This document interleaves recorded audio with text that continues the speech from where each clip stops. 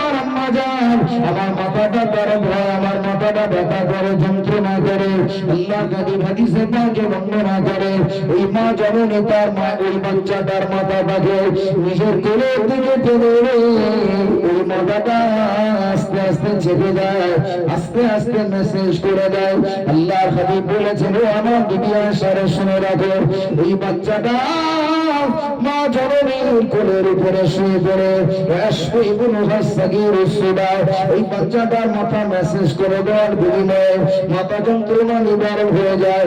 ওই বাচ্চাটা মা জননীর কোলে আরামের বিছানায় ঘুমিয়ে যায়, আরামের বিছানায় শুয়ে পড়ে, আরামের বিছানায় ঘুমিয়ে যায়। ও আমার দিদি আয়েশা শুনে রেখে দাও, আমার কোন নারাজি ইমানদার উম্মতের মৃত্যু যখন হবে, কবরে যখন রাখা হবে, ওদের কবরের চাপটা কষ্টদায়ক হবে না, ওদের কবরের চাপটা আযাব হবে না। দুই দিনকার মাটি ইমানদারের সঙ্গে মোলাকাত করবে, ইমানদারের সঙ্গে সাক্ষাৎ করে বলবে, ও আল্লাহর বান্দা, দুনিয়ার জমিনে নামাজ পড়েছিল, নামাজ পড়ে নামাজ পড়ে ক্লান্ত হয়ে গেছে, ও আল্লাহর বান্দা রোজা রেখে কিন্তু রোজা হয়ে গিয়েছিল, রাত জেগে জেগে আল্লাহর উপাসনা করেছিল, আজকে দিনে দুই দিন তার কবরের মাটি তার সঙ্গে মোলাকাত করে তার শরীরটা চেপে দেয়, মেসেজ করে দেয়। ওই দুই দিনকার মাটির আরামদায়ক চাঁদে আল্লাহর বান্দা জনমের মতো ঘুমিয়ে যায়। বিশ্বনবী বলেন, আমার ইমানদার উম্মত উম্মতীরা কিয়ামতের দিনের সকাল পর্যন্ত ঘুমিয়ে থাকবে। ওই জিন্দেগিতে কবরের জগতে আলেমে বারজাখের জগতে একদিনও তার ঘুম ভাঙবে না। জোরে বলেন, আর একটু জোরে হবে না?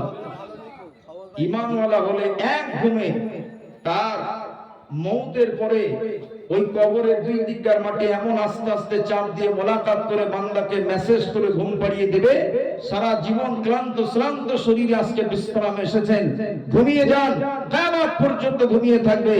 এক ঘুমে কিয়ামতের দিনের সকাল হবে, একদিনও তার ঘুমটা ভেঙে যাবে না। জোরে বলেন সুবহানাল্লাহ। মা জননী আম্মা জান আয়েশা খুশিতে বাক হয়ে গেলেন। জোরে বলেন সুবহানাল্লাহ। জি, ঈমান নিয়ে থাকলে, বেঁচে থাকলে, ঈমান নিয়ে কবরে গেলে কি গো খুশি, লাভ আছে না নেই? কথা বলেন না কেন? লাভ আছে না নেই? আছে। এখন আমি বলেছিলাম ঈমান আছে কি নেই যাচাই করার জন্য পন্থা একটা, ভালো কাজ করলে খুশি হবে, অন্যায় কাজ করলে দুঃখ পাবে। কথা ঠিক কি না? হ্যাঁ, এখন বললে এবারে তো গায়ে লেগে যাবে। কথা ঠিক কি না? এখন আমাদের ঘরের মেয়েদের কাছে দেখবেন ফেরিওয়ালা আসে, ফেরিওয়ালা দেখেছেন? মাছ বিক্রি করা লোক আসে, মাছ নিয়ে আসে, কাপড় চোপড় নিয়ে ফেরিওয়ালা আসে, হাড়ি কুড়ি নিয়ে ফেরিওয়ালা আসে। আমাদের ঘরের মা বোনেরা হুবড়ি খেয়ে তার কাছে দিয়ে বলে, ভাই দাম কত? মালের রেট কষাকষি করে, এত তার সঙ্গে গভীর সম্পর্ক, মনে হয় যেন ওর একেবারে নিয়ারেস্ট, একেবারে প্রতিবেশী বা নিজের এমন পরিবারের সম্পর্ক যে ওর সঙ্গে বিয়ে করা হারাম, মোটামুটি কোনো কথা বললে অসুবিধা নেই। এরকম নাকি? মনে হয় যেন খালাতো ভাই এসেছে। যে বাড়ির গায়ে দিয়ে ঘোষ দুধ বিক্রি করে, ঘোষ ওর সঙ্গে এত সম্পর্ক, বাহ! সম্পর্ক দেখলে মনে হয় বাবা কি গভীর সম্পর্ক। কি গো, যে সমস্ত বাজারে মাহফিল হয়, যখন বিভিন্ন জায়গায় জলসা হয়, দেখবেন জলসা কেন্দ্রিক বিরাট বাজার বসেছে, নারী পুরুষ সেখানে হুড়হুড়ি করছে, করে না করে না? খোলামেলা ঘোরাফেরা করছে। বিয়ে বাড়ি যাবেন, আপনার ঈমান বাঁচিয়ে রাখা বড় দুষ্কর। এত খারাপ তারা ড্রেস, তারা পোশাক পরিধান করেছে, দেখা বড় লজ্জাজনক। কি গো, ওই সমস্ত মেয়েদের ঈমান আছে? কথা বলেন না কেন? হ্যাঁ, মহিলা সমিতির জন্য ছুটে খুলে মেলে বেরিয়ে পড়েছে, ওর ঈমান আছে? ঈমান যদি থাকে, ঈমান তাকে দাওয়া দিবে, ঈমান তাকে জানিয়ে দিবে, আল্লাহর বান্দি না না গায়িকা ঘোষের সঙ্গে কথা বলতে নেই, তার সঙ্গে বিপর্দা, তার সঙ্গে কথাবার্তা বলা নিষেধ, অন্যায় অপরাধ আছে, বাজার ঘাটে ঘুরতে নেই।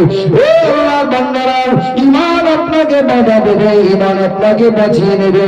ওই ঈমান বলে দেবে এটা অন্যায়, এটা অপরাধ, এটা পাপের কাজ, ওটাকে ছেড়ে দাও, ওটাকে ছেড়ে দাও। কিন্তু না না, ঈমান ইমান যখন না থাকবে অন্যায় পথ দুনিয়াতে চালিয়ে যাবে, কেন অনুশোচনা হবে না, নিজের মধ্যে কোনো অনুতপ্ত দেখা যাবে না। ও আল্লাহর বান্দা বন্ধুরা, এখন সুলতানপুরের মেয়েরা ভালো আমি মনে করি, আমি বাইরের মেয়ের কথা বলছি। ও আল্লাহর বান্দারা, আমার বসিরহাটে আমার ঝিঙ্কার মেয়েদের কথা বলি, সুলতানপুরের মেয়ের আল্লাহ কেন ভালো। ও আল্লাহর বান্দারা, ও জওয়ান যুবকেরা, মেয়েদের ভিতরে যদি পর্দা না থাকে কবরের শাস্তি তো আছে দেবে, কিয়ামতের ময়দানে লজ্জিত হবে, কিয়ামতের ময়দানে শর্মিন্দা হতে হবে, লজ্জিত হতে হবে। বসিরহাটের আল্লামা হুজুর রহমাতুল্লাহ আলাইহি তিনি একটি কিতাব রচনা করেছেন, এই কিতাবটির নাম হলো ইহকাকুল হক। এই কিতাবের মধ্যে বসিরহাটের বড় মাওলানা লিখেছেন, কিয়ামতের ময়দানে, হাশরের ময়দানে আল্লাহ পাকের নবীর কলিজার টুকরো খাতুনে জান্নাত সাইয়্যিদাতুন নিসা ফাতিমাতুজ জোহরা রাদিয়াল্লাহু তাআলা আনহা উঠবেন, तमाम হাশরবাসী সবাই উঠবে, মা ফাতিমা উঠবেন। ও আমার মায়েরা, কিন্তু না না, আম্মা জান হযরত ফাতিমাতুজ জোহরা রাদিয়াল্লাহু তাআলা আনহা যখন উঠবেন, আমার আল্লাহ পাক হযরত ফাতিমা ওঠার সঙ্গে সঙ্গে तमाम হাশরবাসী দিওগে বলবেন, ও হাশরবাসীরা, তোমরা তোমাদের চোখগুলোকে বন্ধ করে নাও। तमाम হাশরবাসী চোখগুলোকে বন্ধ করে নেবে। আল্লাহ নবীর কলিজার টুকরো ফাতিমাতুজ জোহরা বিদ্যুতের গতিতে পৌঁছে যাবে। ১,৫০০ বছরের সূক্ষ্ম রাস্তা, আদাক্কু মিনাশ শাহর, চুলের থেকে শুরু হবে, ও আহাদ্দু মিনাস সাইফ, তলোয়ারের চাইতে ধারালো রাস্তা হবে। ওই দুর্গম রাস্তা, ১,৫০০ বছরের রাস্তা, মা ফাতিমা বিদ্যুতের গতিতে পার হয়ে যাবে। জোরে বলে। সবাই চোখ মেলে আছে, মা ফাতেমার জন্য চোখ বন্ধ করিয়ে দিলেন কেন জানেন? হযরত ফাতেমা বেটে ছিলেন না লম্বা ছিলেন? মা ফাতেমা বেটে ছিলেন না লম্বা ছিলেন? কি বলে? বেটে ছিলেন না লম্বা ছিলেন? মোটা ছিলেন না পাতলা ছিলেন? ফর্সা ছিলেন না কেমন ছিলেন? মক্কা মদিনার কোন মানুষ মা ফাতেমার চেহারা জানতো না। জোরে বলেন, আর একটু জোরে হবে না? জি, এই ফাতিমাতুজ জোহরার ইন্তেকালের সময় বুখারী শরীফে হাদিসে পাক এসেছে, তিনি হযরত আলীকে ডেকে বলেছেন, ও প্রাণের স্বামী আলী, আমি রাতে মারা গেলে রাতে দাফন করাবেন, দিনে মারা গেলে দিনে দাফন করাবেন, বেশি লোক যেন খবর দেবেন না। তিনি রাতে মারা গেলেন। একবার জোরে বলে। রাতে তার ইন্তেকাল হলো। তিনি রানিং তখন খলিফা হযরত আবু বকর সিদ্দিক, হযরত আলী আবু বকর সিদ্দিককেও খবর দিলেন না। হয়তো খলিফা আবু বকরকে খবর দিতে গেলে অনেক মানুষ জেনে যাবেন, আমার বিবির ওসিয়াত আমাকে পালন করা হবে না। আবু বকর সিদ্দিককে খবর দিলেন না, অল্প কিছু সাহাবীকে খবর দিয়ে মা ফাতেমাকে দাফন করিয়ে দিলেন। জোরে বলেন। ফাতেমা জীবনে পর্দা করেছেন, নিজেকে লোককে দেখায়নি। আল্লাহ তার মৃত্যুটা রাতে দিয়েছেন, মানুষ যেন ফাতেমাকে দেখতে না পায়। একবার জোরে বলেন। কিয়ামতের ময়দানে ওই ফাতেমার চেহারাকে আল্লাহ গোপন রেখে तमाम হাশরবাসীর চোখকে আড়াল করে মা ফাতেমাকে জান্নাতে পাঠিয়ে দেবে। জোরে বলেন। কি গো, আমাদের ফাতেমার জন্য হাশরে এরকম অবস্থা হবে?